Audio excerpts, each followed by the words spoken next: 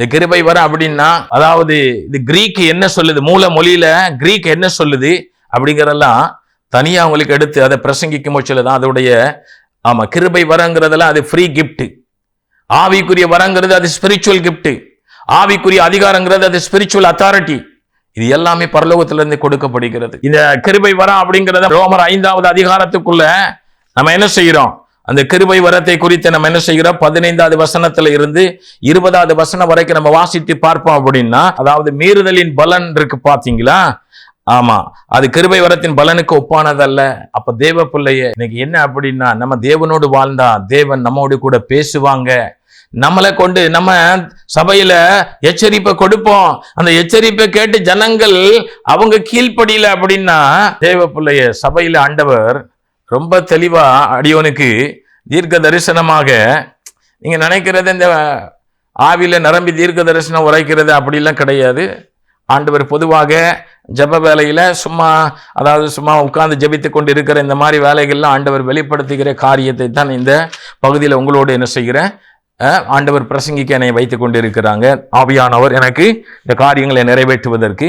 எரேமியா 7வது அதிகார 16வது வசனம், நீ இந்த ஜனத்துக்காக விண்ணப்பம் செய்ய வேண்டாம், அவர்களுக்காக மன்றாடவும் கெஞ்சவும் வேண்டாம், என்னிடத்தில் அவர்களுக்காக பரிந்து பேசவும் வேண்டாம், நான் உனக்கு செவி கொடுப்பதில்லை. எப்பா, இப்படிப்பட்ட காரியத்தை ஆண்டவர் செய்ய போறாங்க.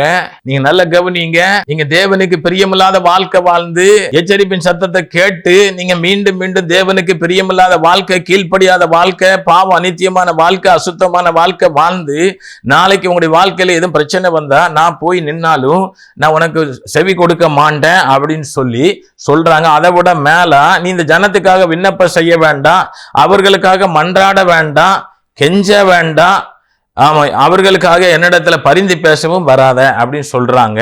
அப்படின்னு சொல்லி ஏற்கனவே எச்சரிப்பை கொடுத்துருக்கிறேன். தேவன் சொல்லி இருக்கிறாங்க. ஏன் அப்படின்னா, விசுவாச வாழ்க்கையில வந்துட்டு நம்ம தேவனுக்கு பிரியமில்லாத மனம் போன போக்கில் போகும்போது தேவனிடத்துல இருந்து சிக்ஷை வருகிறது. அநேக பேருக்கு தெரியாது இந்த சிக்ஷை எதனால நடக்குன்னு, அநேக பேருக்கு தெரியாது. இப்ப தீர்க்க தரிசனம் இருக்கிறதுனால என்ன சொல்லிடுவோம் அப்படின்னா, சரியில்லாத பகுதியில வாழ்ந்தபடியினால இந்த காரியத்தை நிமித்தம் இந்த தீமையான காரியங்கள் உங்களுக்கு சம்பவிக்கிறது. அதனால நம்ம என்ன செய்யணும் அப்படின்னா, தேவ சமூகத்துல மனம் திரும்பி என்ன செய்யணும், நாம் குணப்பட்ட தேவ சமூகத்துல நம்ம என்ன செய்யணும், ஆண்டவரே என் பாவம் குற்றங்குறைகள் எல்லாம் மன்னிங்க. அப்ப தேவனோடு வாழ்ந்தா தேவன் என்ன செய்வாங்க அப்படின்னா, நம்மோடு கூட பேசுவாங்க, நமக்கு வெளிப்படுத்துவாங்க.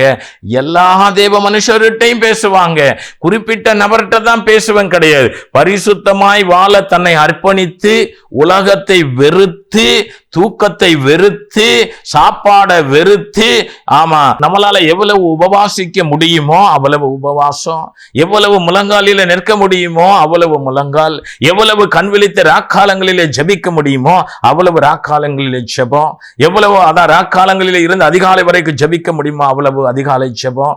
இப்படிப்பட்ட வேத வாசிப்பு, ஜபம், உபவாசம், இது எல்லாவற்றையும் நாம் செய்வோமையானால் தேவன், நீங்க விசுவாச வாழ்க்கை வாழ்றீங்களா, உங்களிடத்துல ஊழியக்காரன் குடும்பத்தை குறித்து பேசுவாங்க, சபையில மற்ற விசுவாசிகளை குறித்து பேசுவாங்க. ஏலியுடைய காரியத்தை அன்றைக்கு அந்த ஆலயத்தில் படுத்திருந்த அந்த சாமுவேலிடத்துல தேவன் என்ன செய்தாங்க, பேசினாங்க. ஏலியின் குடும்பத்திற்கு செய்ய போற காரியத்தை, ஆமா, அந்த பிரதான ஆசாரியன் ஏலியுடைய பகுதியை ஏலிட்ட கூட பேசல, சாமுவேல்கிட்ட பேசினாங்க. அப்ப தேவ பிள்ளைய நம்ம கர்த்தரோடு வாழ நம்மை ஒப்பு கொடுத்தா ஆண்டவர் நம்மளோடு கூட பேசுவாங்க. இன்றைக்கு சபை எப்படி இருக்கிறது என்றால் கல்லர் குகையாக, இது என்னுடையதல்ல, தேவன் சொன்னபடியினால. இப்ப சபையெல்லாம் மனம் திரும்பினாதான் எழுப்புதல். எப்படி மனம் திரும்பினா, உண்மையாய் மனம் திரும்பினாதான் எழுப்புதல். மனம் திரும்பிட்டோம் அப்படி இந்த வாயால வடை சுடுகிறதுனால எழுப்புதல் வராது. வாயால நிறைய பேர் வடை சுடுறாங்க. என்ன சட்டியில போட்டு வடை சுட்டாதான் அதை விற்க முடியும், வாயில வடை சுட்டா அதை விற்க முடியாது. ஏட்டு சுரைக்காய் கறிக்கு ஆகாதுன்னு சொன்னது போல இந்த வாயால வடை சுடனை வைத்து தேவன் எழுப்புதலை கொண்டு வர முடியாது. ஆமா, வாழ்ந்து காட்டுகிறவனை கொண்டுதான் எழுப்புதலை தேவன் கொண்டு வர முடியும். சும்மா சவுடால் பேச்சினா, போன வாரத்துல கடந்த மெசேஜில் சொன்ன இடி முழக்க பிரசங்கம். ஆனா அந்தரங்க வாழ்க்கை தேவன் சொன்னாங்க, கேடுகட்ட ஒரு பாவ வாழ்க்கை ஜனங்களை, ஊழியர்களை ஏமாத்துறான். ஆமா, ஊழியர் மீட்டிங்ல தான் அந்த பகுதி.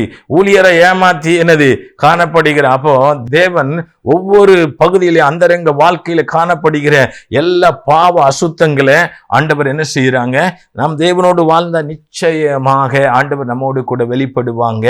ஆமா, அதனால அந்த ஊழியருக்கு ஒரு வரம், இந்த ஊழியருக்கு ஆவிக்குரிய வரம் அது வேற. அதிகாரங்கிறது எல்லா ஊழியருக்கும் கொடுக்கப்பட்டிருக்கும். 5 வகையான ஊழியத்தை செய்யக்கூடிய புதிய ஏற்பாடு சபையில எல்லாருக்கும் கொடுக்கப்பட்டிருக்கும் ஆவிக்குரிய அதிகாரம்.